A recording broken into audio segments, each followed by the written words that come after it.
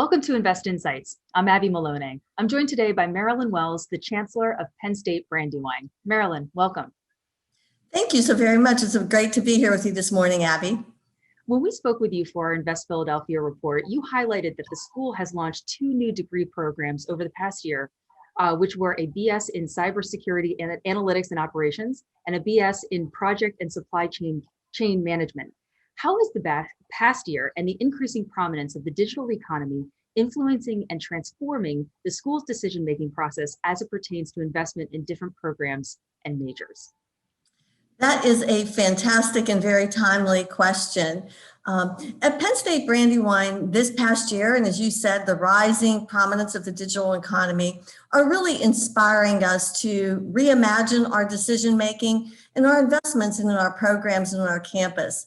One example is our planning underway right now for a new design thinking lab, a place where our students, faculty, experts, and entrepreneurs can collaborate, think innovatively, engage with technology, and find solutions to real-world problems right here in our region, as well as globally.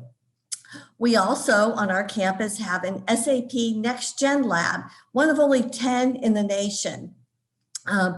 In this lab, students work under faculty supervision to solve client problems using information technologies, business strategies, engineering techniques, amongst others, to promote competitive advantages to our industry clients and organizations. 2 types of projects our Next Gen Lab might be tackling might be things like applying entrepreneurial technologies in banking, or applying blockchain technologies in business-to-business transactions across supply chains. The past year has really illustrated for us that the time is right now for Penn State Brandywine to grow and expand our Next Gen Lab. Finally, this summer, we are looking forward to the ribbon cutting of our new community co-working space, which will be known as our Penn State Brandywine Launch Box in downtown Lansdowne as a part of the Invent Penn State Innovation Hub Network. Invent Penn State is celebrating its 5th anniversary this past year, and over the past 5 years has contributed to economic revitalization and quality of life in communities and towns across Pennsylvania. So those are just a few of the ways that we're transforming in this time of technologies. And you mentioned a lot about your partnerships with the local business community. Why is it important for universities to be having this dialogue with the local business community at this time?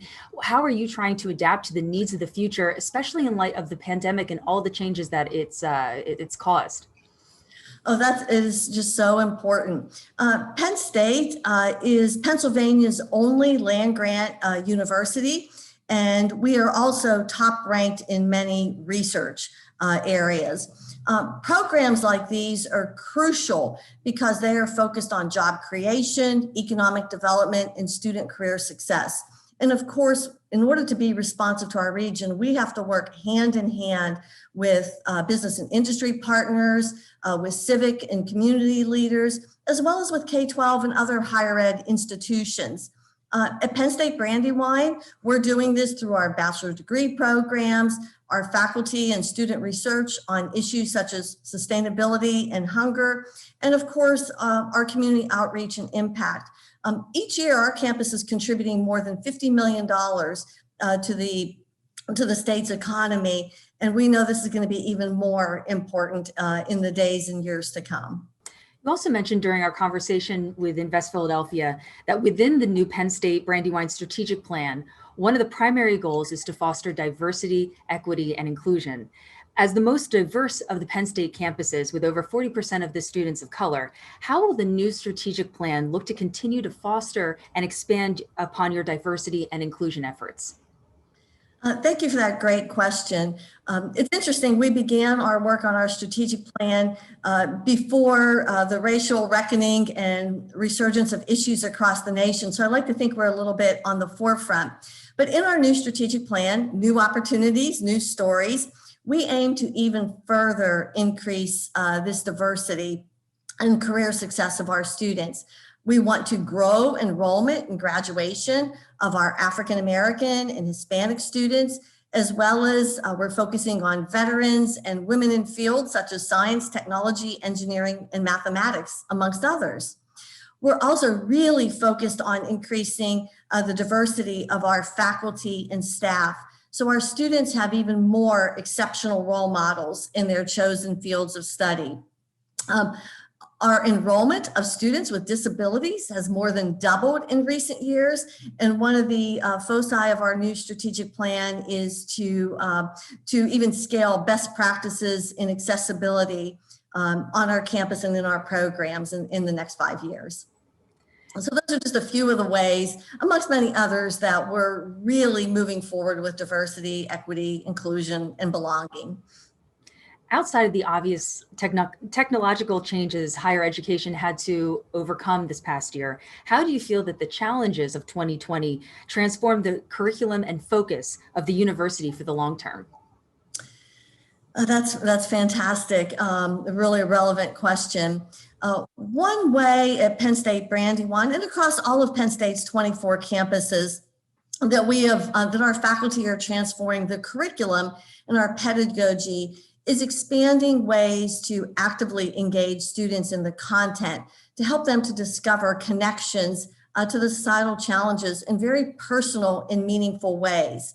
For example, just yesterday, I was having coffee with one of our faculty, and she shared that the number of male students enrolled in her women's history class is even greater this semester, and maybe speculates that that we've heard so much more about how domestic violence increased during the pandemic, and perhaps that's a reason why more students are interested in this class and this topic.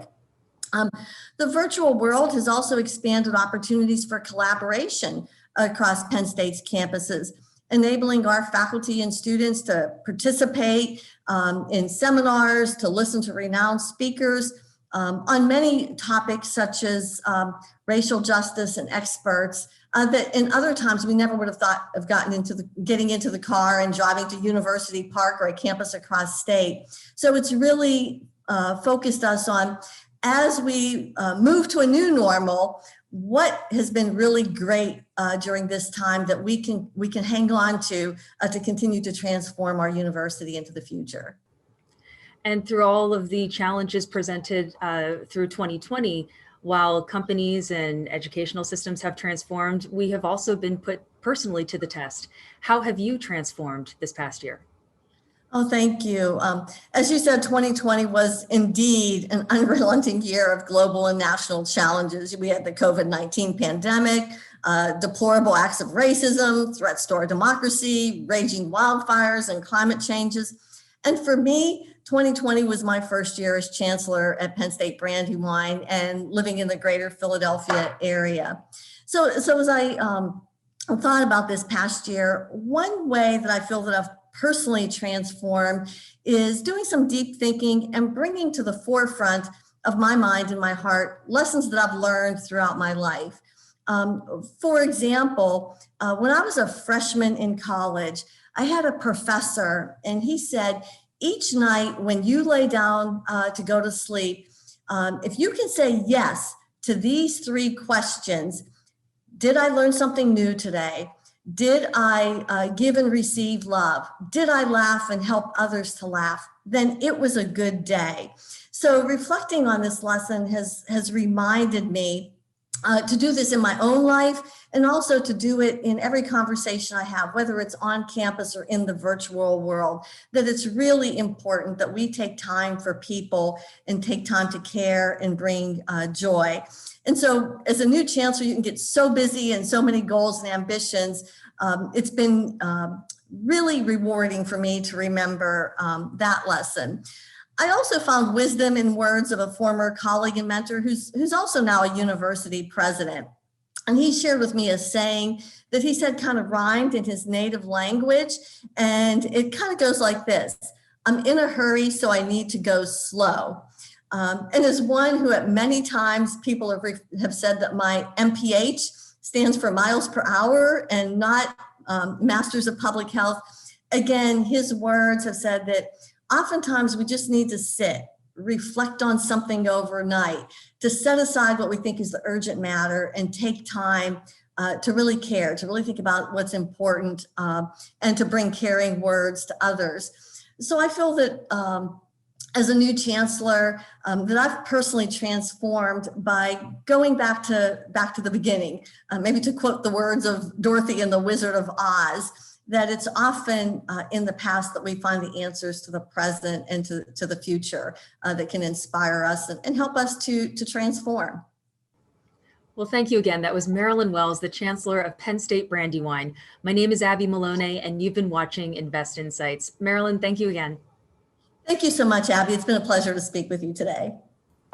Hey everyone, don't forget to like this video and subscribe to our channel so that you can stay up to date on the latest business trends from our knowledgeable experts. Be sure to check out the description below for more information on the segment you just watched. Thanks for tuning in.